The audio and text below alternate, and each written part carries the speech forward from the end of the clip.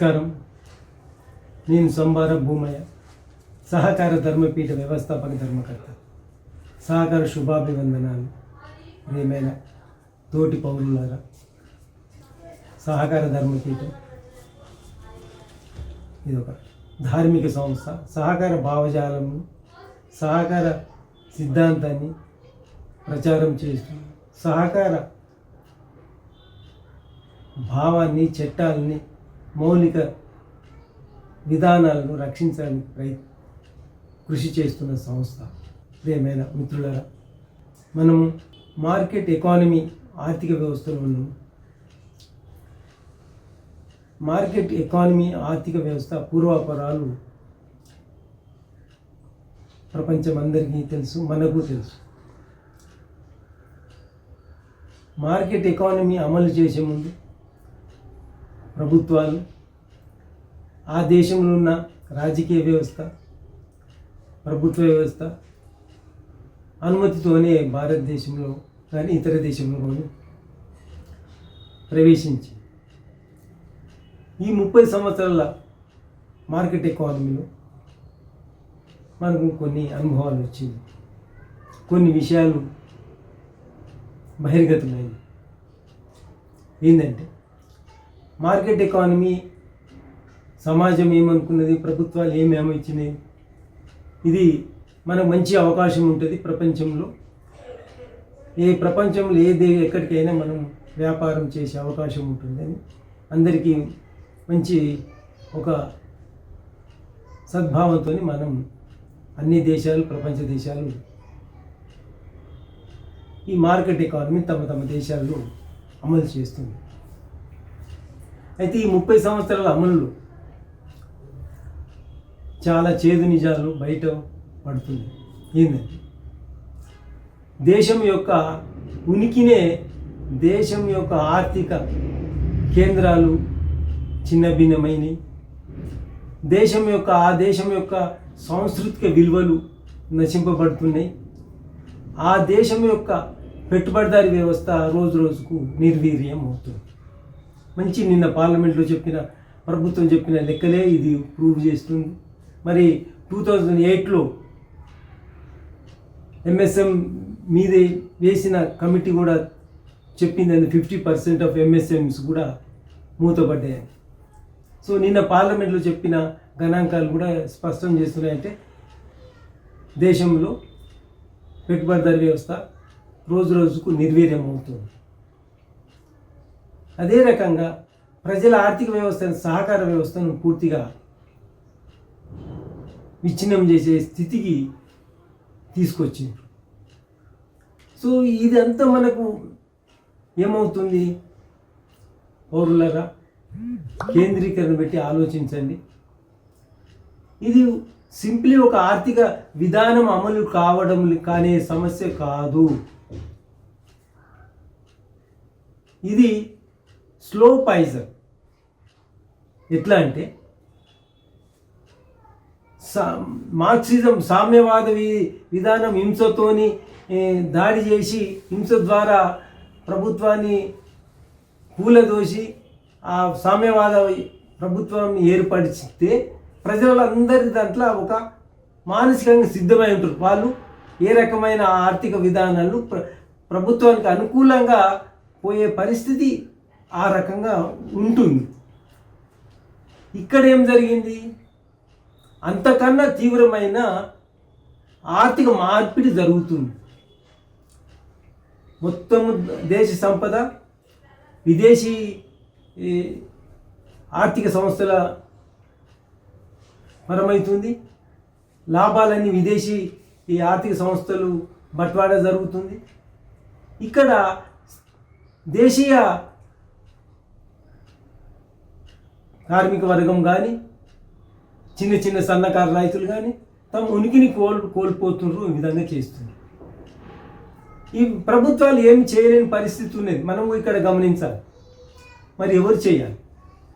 ప్రభుత్వము తన యొక్క ఈ మార్కెట్ ఎకానమీని అమలు చేయడంలో నియంత్రణ అనేది ఏమీ లేదు. మరి రాజకీయ పార్టీలు పరిపాలన ఏంది ఉంది, పరిపాలన వరకే. ఆర్థిక విషయంలో వాళ్ళు న్యూట్రల్. మరి ఆర్థిక విషయం న్యూట్రల్ ఉన్నప్పుడు ప్రజలకు స్వయం సమృద్ధి ఏ రకంగా ఆర్థిక స్వయం సమృద్ధి చేయించగలుగుతారు? కాబట్టి ప్రజల ఆలోచించండి. మనము ఇక్కడ తప్పు జరిగింది అదే అమలు చేసేటప్పుడు ప్రభుత్వము ఒక సన్నద్ధ చర్యలు తీసుకునేది ఉండే. ఏంది ఆ సన్నద్ధ చర్యలు అంటే, ఇప్పుడు శాంతంగానే మార్కెట్ ఎకానమీ మన దేశంలో ప్రవేశించింది. ఎవరిని కొట్టట్లేదు, చంపట్లేదు, ఏమీ చేస్తలేరు. వ్యాపారం చేస్తుంది. వ్యాపారంని మనము భాగస్వాములు, మనము వినియోగదారులం అవుతున్నాం. అతడు ఆ విధంగా చేస్తుంది. ప్రభుత్వము నిమిత్త మాత్రం. ప్రభుత్వం ఏమున్నా మన మౌలిక సదుపాయాలు ఈ విధంగా కల్పించడానికి ఉంటుంది, కానీ ప్రభుత్వం నిమిత్త మాత్రం. ఏ ప్రభుత్వమైనా, రాష్ట్రంలో కేంద్ర ప్రభుత్వమైనా. మరి దీన్ని ఏ రకంగా మనము ప్రజలకు అనుకూలంగా, ప్రజలందరూ ఇది దేశం సంబంధించిన ఉనికి, దేశం సంబంధించిన మన ఒక్కటి భారతదేశం, ప్రపంచవ్యాప్తంగా సమస్యలు ఈ రకంగానే ఉన్నాయి. మన ఉనికి అనేది పోతుంది అక్కడ. ఉద్దేశపూర్వకంగా మన హైదరాబాద్కున్న ఎస్బిహెచ్ మూసివేత పడ్డది, ఆంధ్రప్రదేశ్కు ఆంధ్ర బ్యాంక్ మూసివేత పడ్డది, కర్ణాటకకు మైసూర్ బ్యాంకు మూతపడ్డది, అట్లా పంజాబ్, సౌరాష్ట్ర ఇటువంటి, అంటే వాళ్ళ యొక్క ఆ రాష్ట్ర జాతి యొక్క ఆర్థిక కేంద్రాలన్నీ మూతపడ్డాయి. మూత చేసిరు ఆ విధంగా. మళ్ళీ ఇప్పుడు ఆఖరికి 4 మాత్రమే బ్యాంకులు చేస్తారు. ఈ 4 బ్యాంకులు చేసిన తర్వాత అప్పుడు ప్రైవేట్ పరం పూర్తిగా బ్యాంకింగ్ రంగం ప్రైవేట్ పరం చేస్తారు. ఎవరు కొంటారు ప్రైవేట్ పరం చేసినప్పుడు? మొత్తము బ్యాంకింగ్ సెక్టర్ అంతా భారతదేశంలో ఉన్న ఇంత పెద్ద లక్షల కోట్ల బ్యాంకింగ్ సెక్టర్ను భారతీయుడు కొనగలుగుతాడా? విదేశీ శక్తులే అమ్ముతుంది. అంటే ఏంది? విదేశీ శక్తులు మనల్ని నియంత్రిస్తుంది. దీర్ఘంగా ఆలోచించండి. రేపటి తరము వాళ్ళకు మనం ఏం సమాధానం చెప్తుందో, రేపటి తరము వాళ్ళు ఏ రకంగా బతకగలుగుతారు, ఆ విధంగా ఆలోచించండి. మరి ఏం పరిస్థితి? ఏమీ లేదు. వాళ్ళు ఎంత ప్రశాంతంగా వచ్చిండ్రు, మనం అంత ప్రశాంతంగా మనము కంట్రోలు వాళ్ళతో సమానంగా మనం కూడా వ్యవహరించవచ్చు. కానీ ప్రభుత్వాలు ఆ ప్రభుత్వాలు దానికి ప్రోత్సాహము ఇవ్వాల్సిన బాధ్యత కూడా ఉంది. ఇవ్వడానికి కూడా వాళ్ళు సిద్ధంగా ఉన్నారు. కావాల్సింది ప్రజలలో చైతన్యము, ఒక చురుకుతనం, ఒక యాక్టివిటీ అనేది జరగాలి. ఎందుకంటే స్వతంత్ర పూర్వము ఏ రకంగా అయితే స్ఫూర్తి ఉన్నదో మనం ఇప్పుడు ఆ విధంగా కల్పించుకోవాలి. లేకుంటే మన ప్రజాతంత్ర ఆర్థిక పోతుంది. ప్రజాతంత్ర ఆర్థిక పోయినప్పుడు, హక్కు పోయినప్పుడు నీకు రాజకీయ హక్కు కూడా డౌటే ఉంటుంది. రాజకీయ హక్కు అయినప్పుడు నీ రాజ్యాంగం కూడా విఫలమవుతుంది. సో కాబట్టి ఆర్థిక హక్కు మూలంగా మనము రక్షించుకోవాలి. ఇప్పుడు అదే మనం ఈరోజు మౌనంగా ఉంటే ప్రభుత్వం కూడా మౌనంగా ఉంటుంది. ఇదే ఇప్పుడు 30 ఏళ్ళు చూస్తలేమా, అదే రకంగా మౌనంగా ఉంటుంది. ఇంకా మూడేళ్ళే ఉంటుంది ప్రభుత్వము. ఈ మనం పూర్తిగా వాళ్ళకు ఆధీనం కావడానికి, మార్కెట్ శక్తులకు ఆధీనం కావడానికి 3 సంవత్సరాలు 4 సంవత్సరాల్లో పూర్తిగా ఆధీనం అయిపోతుంది. అప్పుడు ఏంటి పరిస్థితి? నీకు ఆర్థిక హక్కు పోతుంది. మొత్తము 2 ఎకరాలు 3 ఎకరాలు గ్రామీణ నీ ఇంటికాడ నువ్వు కూర్చుంటే నీ భోజనాన్ని కూడా తెచ్చే యంత్రాంగము వాడు చేస్తుంది. నీకు ఏ వస్తువు ఇంట్లో ఉన్నా ఆ విధంగా చేస్తుంది. అంటే ఏంది? మనం ఇంతవరకు ఈ వ్యాపారంలో ఉన్న వాళ్ళందరూ పక్కకు తోయబడతారు. వాడు దాన్ని ఆధీనం చేసుకుంటాడు, వాడు చేస్తాడు. మనం అంతవరకు మన చేతిలో ఉన్నది, మన ఆధీనంలో ఉన్నది, మనం నిర్వహణ ఉన్నది వాళ్ళ చేతిలోకి పోతుంది. మరి పరిపాలన ప్రభుత్వాలు ఏం చేస్తే ఏమి చేయలేదు. ఒకరిని తిడతారు, వాళ్ళు బలహీనత వీడు తిడతాడు, వీడు బలహీనత ఆ పార్టీ తిడతారు. వాళ్ళు అంత మటుకే అధికారం వస్తారు. కానీ ఆర్థిక దాంట్లో భేదం రాదు. మరి ఏం చేద్దాం? ప్రజలలో ఆలోచించండి, మేధావులలో ఆలోచించండి. ఎందుకంటే మార్గం ఉన్నది, శాంతిపూర్వకమైన మార్గం ఉన్నది. దానికి ప్రతి ఒక్కరు చొరవ చూపాల్సిన బాధ్యత ఉన్నది. పౌరునిగా మన దేశం యొక్క ప్రజల యొక్క ఆర్థిక హక్కును రక్షించుకోవడానికి తదుపరి ఆ రక్షణ ద్వారానే మన రాజకీయ హక్కు కూడా, ప్రజాతంత్ర రాజకీయ హక్కు కూడా రక్షింపబడుతుంది, రాజ్యాంగం కూడా రక్షింపబడుతుంది. ఇప్పుడు ఇక మనల్ని డివైడ్ చేయడానికి కులము, మతము, లేకుంటే బీసీ, ఎస్సీ ఈ పోరాటాలు మనము 1 సంవత్సరం చెయ్యండి.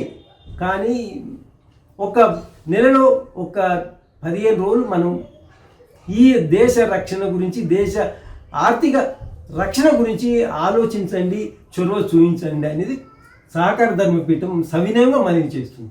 ఏంది అది? సింప్లీ మార్కెట్ ఎకానమీ వ్యాపారం చేయడానికి వచ్చింది. వ్యాపారము టార్గెట్ గ్రూప్ ఎవరు? ప్రజలు, మనం. అదే ప్రజలు మనమే ఆ వ్యాపారం చేసుకుంటే మౌనంగా ఉంటుంది కదా ప్రభుత్వం. అతను ఏం చేయలేడు కదా, మార్కెట్ ఎకానమీ ఇంకేం చేయలేదు కదా. ఎట్లా చేయాలి? పెద్ద మార్కెట్ ఏంటంటే ప్రజలు నిత్యావసర కొనుగోలు వస్తువులు, నిత్యావసర సరుకులు. ఆ నిత్యావసర సరుకులు మనమే ఉత్పత్తి చేస్తున్నాము, మనమే ప్యాకింగ్ చేసి మనమే చేసుకోలేమా? విదేశోడు అమెరికాడు వచ్చి మన దగ్గర మండలంలో వానికి 5 ఎకరాలు ఇస్తే వాడు కొంటాడు, వాళ్ళ దగ్గర మనం కూలీ దగ్గర వాళ్ళు చేసి ప్యాకింగ్ చేసి వాడు మనకు అమ్ముతాడు. అది మనం చేసుకోలేమా? మన వాళ్ళు అమెరికా పోయి వాళ్ళు పెద్ద పెద్ద కంట్రీలు అది చేస్తుంటే మనం చేసుకోలేమా? చేసుకోగలుగుతాము. అది మనము చొరవ చూపించాలి. ఏం చొరవ అంటే ప్రతి గ్రామంలో సహకార సూపర్ బజార్, మనము ఎస్సీ బీసీలు ఎక్కడైనా ఇప్పుడు ఎందుకు మాట్లాడవలసి వస్తుందంటే ఎస్సీ బీసీ ఆర్థిక నినాదం ఎవరికి వాళ్ళు పట్టించుకుంటలేరు. ఏ ఎస్సీ బీసీ ఉద్యమ నాయకులు కానీ వ్యవస్థలు కానీ వాళ్ళ ఆర్థిక కోణం ఏంది, సిద్ధాంతం ఏందని ప్రకటిస్తలేరు. సింప్లీ ఎస్సీ కాగానే బీసీ కాగానే జరిగేది ఏమీ జరగదు. ఆర్థిక సిద్ధాంతం ఏంది? ఇప్పుడు ఆర్థిక సిద్ధాంతం ఏం లేదు, ఒకటే మార్కెట్ ఎకానమీలో వాడు పోతాడు, నువ్వు పోతావు, నువ్వు చేసేది ఏం లేదు, అధికారంలో ఉంటావు కానీ ప్రజలకు ఏమీ జరగదు. కాబట్టి నీకు ఆర్థిక హక్కు నీ ప్రజలకు ఉండాలంటే బీసీలైనా ఎస్సీలైనా అందరూ బలహీనులు ఎవరైనా నీకు వ్యాపారం నీ చేతిలో ఉండాలి. వ్యాపారం చేతులు, ఉత్పత్తి నీ చేతిలో ఉండాలి, పంపిణీ నీ చేతిలో ఉండాలి, సంపద పంపిణీ నీ చేతిలో ఉండాలి. ఇది ఒక్కటి సింపుల్. ఏంటంటే మీరు సహకార సంఘాన్ని ఏర్పరచండి. గ్రామాలలో బస్తీకో లేకుంటే చిన్నగా పెట్టండి, సహకార సూపర్ బజారు చిన్నగా పెట్టండి. ఆ గృహం ఒక పెద్ద పట్టణం అయితే ఆ ఊర్లో ఉన్న ఒక సహకార సూపర్ ఇప్పుడున్న కాకుండా వాళ్ళకి అవసరమైన స్థితిలోనే సహకార సూపర్ బజార్లు పెట్టుకోండి. అదే రకంగా ప్రతి మండలంలో మనకు వడ్లు ఉత్పత్తి అవుతుంది, కందులు ఉత్పత్తి అవుతుంది, ఇతరత్ర అన్నీ ఉత్పత్తి అవుతాయి. దాన్ని మన మహిళా గ్రూప్స్ వీళ్ళందరూ ఉన్నారు, నిరుద్యోగం చాలా ఉంది. దాన్ని మనం ప్రాసెసింగ్ చేసి ప్యాకింగ్ చేసి మనం మన సూపర్ బజార్లకు ఆ విధంగా చేస్తాం. దీనివల్ల ఏమవుతుంది? ధరను రైతే నిర్ణయిస్తాడు. ఇప్పుడు అతను 2 ఎకరాలు ఉన్న అతను మన గ్రామంలో ఉన్న మండలంలో ఉన్న ఒక 10 గ్రామాలు కలిసి ఒక వ్యవసాయ ఉత్పత్తి సహకార సంఘం, మార్కెటింగ్ సహకార సంఘం సబ్మిట్ ఇస్తాడు. ఆ సహకార సంఘం ఆధీనంలో మొత్తం ప్రాసెసింగ్ చేసి ప్యాకింగ్ చేస్తుంది. ఆ విధంగా మళ్ళీ ఇప్పుడు ఆ ధర ఇవి మళ్ళీ సూపర్ బజార్లకు ఈ రకంగా పంపిణీ చేస్తారు. దీనివల్ల ఏమవుతుంది? ధరలు ఇంతకుముందు నువ్వు బయట మార్కెట్ దానికన్నా నీకు ఎక్కువ ధర వస్తుంది. మళ్ళీ సూపర్ బజార్లు చూస్తే అతనికి సరసమైన ధరలు వాళ్ళకి వస్తుంది. మధ్యవర్తి అనేది ఎగిరిపోయింది కదా. సో అతనికి ఇప్పుడు కనీసం గ్రామంలో ఉన్న ఈ సూపర్ బజార్లో ఒక కుటుంబానికి 1000 రూపాయలు ప్రతి నెల మిగులుతుంది. అదే రకంగా ఈ మనం మార్కెటింగ్ సహకార సంఘాలు పెట్టడం వల్ల ప్రతి 2 ఇంతలు మనకు ఆదాయం వస్తుంది. మనం చేయవలసింది సింప్లీ మనము ఒక సహకార సంఘం ఏర్పరచుకోవాలి. మరి దీనికి ఉత్పత్తి మరి ఎట్లా అనేది మనకు వస్తుంది. మనం ప్రభుత్వాలకు కూడా ఇప్పుడు ముందుకు వస్తున్నాయి. సహకార వ్యవస్థకు ఇప్పుడు గుర్తించింది. ఎందుకంటే ఈ మార్కెట్ ఎకానమీలో సహకార వ్యవస్థను పటిష్టం చేయాలని మళ్ళీ ఇప్పుడు 2 సంవత్సరాల నుంచి గుర్తింపు అనేది వస్తుంది. మళ్ళీ మొన్న మనం సహకార ధర్మపీఠం ఒక నివేదించిన తర్వాత ఇప్పుడు నాబార్డు కూడా ముందుకు విరివిగా నిబంధన లేకుండా రైతాంగానికి ఇవ్వడానికి వస్తుంది. ఏదైనా మనము ఐక్యం కావడం ముఖ్యం. గ్రామంలో రైతాంగంలో ఉన్న ఒక మండలంలో ఒక 2-3 సహకార సంఘాలు, 10 గ్రామాలు కలిసి 5 గ్రామాలు కలిసి వ్యవసాయ ఉత్పత్తుల ప్రాసెసింగ్ మైన్ మార్కెటింగ్ సహకార సంఘం. మళ్ళీ వాళ్ళు అదే రకంగా ఇంకోళ్ళు సూపర్ బజార్లు. ఈ రకంగా పట్టణాలు అంటే ఇక్కడ గ్రామాలలో గ్రామ పంచాయతీ మున్సిపల్ దాంట్లో ఏరియాలలో. సో ఈ రకంగా చేసుకున్నట్టయితే మనము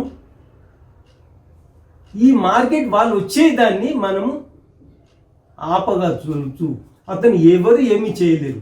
ఇది కనిపించని యొక్క శక్తి. మీకు ఇంతకుముందు అమెరికా వాడు సామ్రాజ్యవాదం అన్నారు, ఇది అన్నారు, అది అన్నారు, ఇది చేసి అది ఇప్పుడు ఏమీ లేదు. అమెరికా వాడు కూడా దీనిలో లొంగిపోయిండు. అమెరికా కూడా బాధలు పడుతుంది. అక్కడ కూడా ఈ విధంగా చేసిరు, ఇబ్బంది పడి అన్ని దేశాలు పెద్ద ఇప్పుడు వాళ్ళ జరుగుతుంది. మన దగ్గరికి ఇప్పుడు వస్తుండ్రు. మనం చట్టాలు చేయడానికి ప్రయత్నం చేసిండ్రు. మనం ఆపిపిచ్చినాం. మళ్ళీ ఈ రకంగా ఉండేది ఉద్యమం అయిదాన్ని. కాబట్టి ఇప్పుడు మనము కింది స్థాయిలో మనం మేలుకోకుంటే, ఇది చేయకుంటే మనము ఇమ్మీడియట్గా అమెరికా ఇప్పుడు 15-20 ఏళ్ళ తర్వాత ఇబ్బందులు పడుతుంది. కానీ మనం 20 ఏళ్ళు పట్టాయి. 5 ఏళ్లలో మనము చిన్న భిన్నం అయిపోతాము. అనేకం గ్రామాలలో ఎందుకంటే 2 ఎకరాలు 3 ఎకరాలు చేతి వృత్తి వాళ్ళు అందరూ కోల్పోతారు.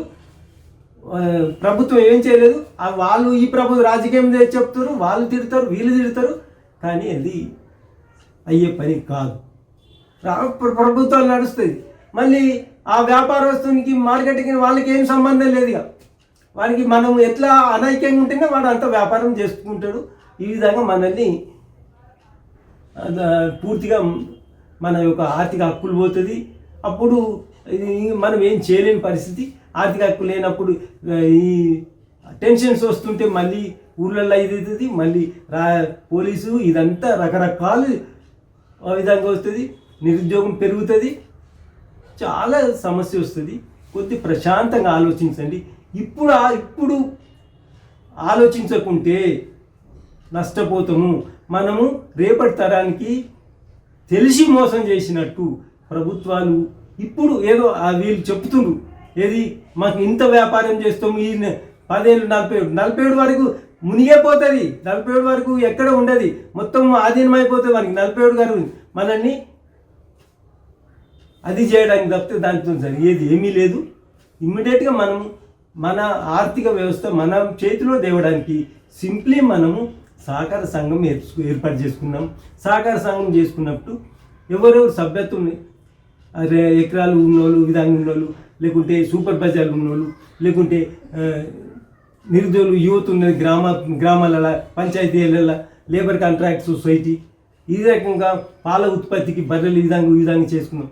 సహకార విధానాన్ని ఏ అవసరం ఉంటే ఆ విధంగా చేసుకుంటే అయిపోతుంది. ఇప్పుడు షెడ్యూల్ క్యాస్ట్ మరి పట్టణాలు గ్రామాలలో వాళ్ళు కూడా వాళ్ళు ఏమి లేని వాళ్ళు కూడా సహకార సంఘం సూపర్ బజార్ చేసుకోవచ్చు. వాళ్ళు వాళ్ళ దగ్గర 3 చేసుకొని వ్యాపారం చేసుకొని అవి నాబార్డును బ్యాంకులు కోఆపరేటివ్ జిల్లా బ్యాంకులు అప్రోచ్ కావడం. ఆ విధంగా వాళ్ళు ఆ యూత్ వాళ్ళకు ఉపాధి వస్తుంది. ఈ రకంగా చేసినట్టయితే ఎక్కడిదక్కడ మంచిగా మనము దేశం అభివృద్ధి చెందుతుంది, రాష్ట్రం అభివృద్ధి చెందుతుంది, మనం అభివృద్ధి చేస్తాము. మళ్ళీ మనము ప్రపంచాన్ని శాసిస్తాము. ఎందుకంటే ఇప్పుడు మనం ప్రశాంతంగా గ్రామం మంచిగా ఉంటే రాష్ట్రం మంచిగా ఉంటుంది, రాష్ట్రం మంచిగా ఉంటే దేశం మంచిగా ఉంటుంది. అప్పుడు ప్రపంచాన్ని మనము శాసించగలుగుతాము. ఈ రకంగా మనం చేస్తాం. ఇదే ఇప్పుడు ఇతర దేశాల అమ్మే చైనా దేశాలు ఇతర ఉన్నత దేశాలు అక్కడ ఇదే జరుగుతుంది. మనము అది చెయ్యాలి. ప్రభుత్వాలు మనము చేయకుండా ప్రభుత్వం కూడా ఏం చేయలేదు. ప్రభుత్వం ఎప్పుడు వస్తుంది నీ దగ్గరికి? ఎలక్షన్స్ అప్పుడు ఇంకోటి వస్తుంది, ఇంకో విధంగా ఉంటుంది. ఇప్పుడు మనం సహకార సంఘాలు పెట్టుకోండి, మేధావులు ఆలోచించండి, యువత ఆలోచించండి.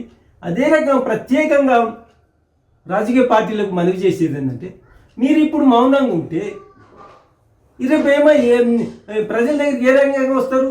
తిట్టడం, వాళ్ళు అధికారంలో ప్రతిపక్షాలు తింటారు, ప్రతిపక్షాలు అధికారం. ఈ రకంగా కాకుండా మీ ప్రజా సంఘాలకు చైతన్యం చేయండి.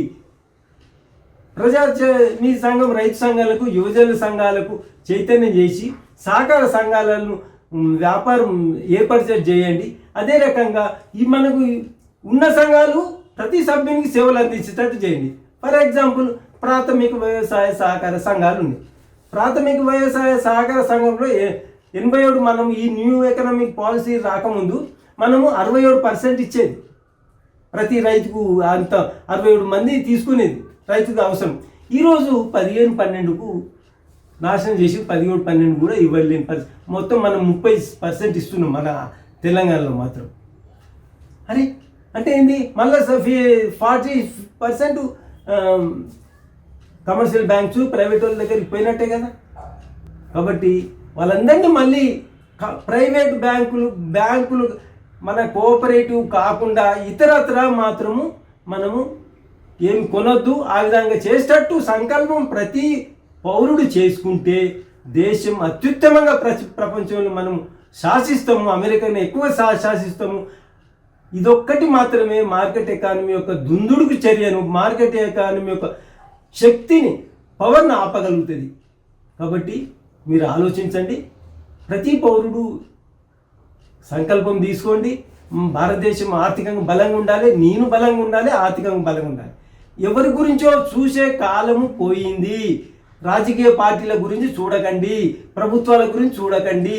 మీరు స్వయంగా చేసుకుంటట్టు చేయండి. ఇదొక్కటే ఈ మార్కెట్ ఎకానమీ యొక్క లక్షణము. ఈ మార్కెట్ ఎకానమీలా మనము మేలుకోకుంటే ఇంతవరకు ఏదో ఎలక్షన్ ద్వారా 10 ఏళ్ళ తర్వాత 5 ఏళ్ళ తర్వాత ఇంకో మార్పు, ఏ మార్పు రాదు. మనము చొరవ తీసుకొని మన చేతిలో ఆర్థిక హక్కును ఉండేటట్టు చేసుకుందాము. ఆలోచించండి యువకులారా, రైతులారా, విద్యార్థులారా, ప్రత్యేకంగా ఆలోచించి ఈ చర్య తీసుకోమని ప్రత్యేకించి ప్రభుత్వము ఇప్పుడు డబ్బు గురించి ఆలోచించకండి. ఆ ప్రభుత్వాలు సిద్ధంగా ఉన్నాయి, నాబార్డ్ సిద్ధంగా ఉంది. మనం సహకార సంఘం ఏర్పాటు చేసుకుందాము. మనము మన అవసరం ఉన్నది ఎంత ఆ విధంగా చేసుకుందాం. ఒకేసారి ఏదో మల్టీనేషనల్ పెట్టిన అటువంటి మాల్ గురించి ఆలోచించుకోకండి. మనకు సరిపడా వస్తువులు ఏ రకంగా మనం సమకూర్చుకుందాం, ఆ విధంగా చేసుకుందాం. మనం ఎట్లా పంపిణీ చేసుకుందాం. ప్రతి ఒక్కరు దీనివలన లక్షల మంది ఉపాధి వస్తుంది. మనం ఈరోజు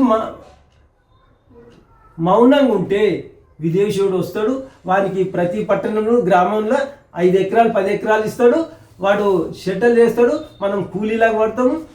వాడే అక్కడ 2 ఎకరాలు తీసుకుంటాడు, అదే సీడ్స్ అంటాడు, అది కంపెనీ మొత్తం మనల్ని నాశనం చేస్తాడు. ఆలోచించండి పౌరులారా, రేపటి పౌరుల గురించి. ఈరోజు మేధావులారా మీరు ఆలోచించు. ఈ మార్కెట్ ఎకానమీకి ప్రత్యామ్నాయము సహకార ఆర్థిక విధానమే. ఇదొక్కటి మాత్రమే. ఎందుకంటే సహకార ఆర్థిక విధానము పరస్పర సహకార ఆర్థిక విధానము, దీంట్లో నీతి నియమాలు ఉంటుంది. దాంట్లో నీతి నియమాలు లేదు, మనిషి సంబంధాలు పోతున్నాయి. వాడు బతకడానికి మొత్తం మనం ఉన్నట్టే. ఒక ఇంట్లో ఒకరికి ఉద్యోగం వస్తుందో లేదో వాడు బతకడానికి అన్నల తమ్ములను పక్క పెడతాడు, ఏ విధంగా చేస్తాడు, సంబంధాలు పోతుంది, బాంధవ్యాలు పోతుంది. ఏమీ మనకు ఒక భారతీయ తత్వం అనేది కూడా ఉండేది. భారతీయ మించుమించు అన్నీ నాశనమై మళ్ళీ ఒక వినాశనానికి దారి తీస్తుంది. కానీ మనం రక్షించుకుందాం. చేయవలసింది ఒకటే, సహకార సంఘాలు విరివిగా స్థాపించుకుందాం. ఏ అవసరం ఉంటే అవసరం సంబంధం. మళ్ళీ ఎవరైనా ప్రత్యేకించి ఎస్సీ బీసీ ప్రజలకు, గ్రామాల ప్రజలకు ప్రత్యేకించి కోరుతుంది, మీ అవసరాలు ఏముంది? నీ రోజు అవసరం ఉండదు కదా. ఓ సూపర్ బజార్ పెట్టుకోండి, చిన్న సూపర్ బజార్. మీకు 100 ఇండ్లు ఉన్నాయి, ఒక చిన్నది పెట్టుకోండి. లక్ష్మీ సాగర్ సూపర్ బజార్ అనండి. మీకు ఎంత ఒకరికి నెలకు 200 దానికి సరిపడా చెప్పండి. మీకు ఆ విధంగా అట్లా మనమే చేసుకుంటట్టు చేసుకుంటే మనము ఈ మార్కెట్ శక్తి నుంచి రక్షించబడతాము, లబ్ధి పొందుతాము, దేశం బాగుపడుతుంది, రాష్ట్రం బాగుపడుతుంది. మనకు మన హక్కులను, రాజ్యాంగాన్ని అన్నీ కాపాడుకోగలుగుతాం. ఒకవేళ ఇదేం చేయకుంటే రాజ్యాంగము నిర్వీర్యమవుతుంది, నీ హక్కులు పోతాయి. మళ్ళీ ఏదో పని మీద, మతం మీద, కులం మీద ఇందువే కొట్లాటలు ఇదే రకంగా మనం వినాశనం అయితే దాశనం రాష్ట్రము, దేశము. కాబట్టి ఆలోచించండి పౌరులారా, యువకులారా, రైతులారా, అందరికీ ప్రజలకు మనవి చేస్తుందంటే మీరు చొరవ ఇప్పుడే చేయాలి, ఈ సంవత్సరమే చేయాలి, ఈరోజే చేయాలి. చేస్తేనే రేపటి ఈ సమయము కీలక సమయము, ఈ సమయము వదులుకోవద్దు. సంకల్పం తీసుకోండి,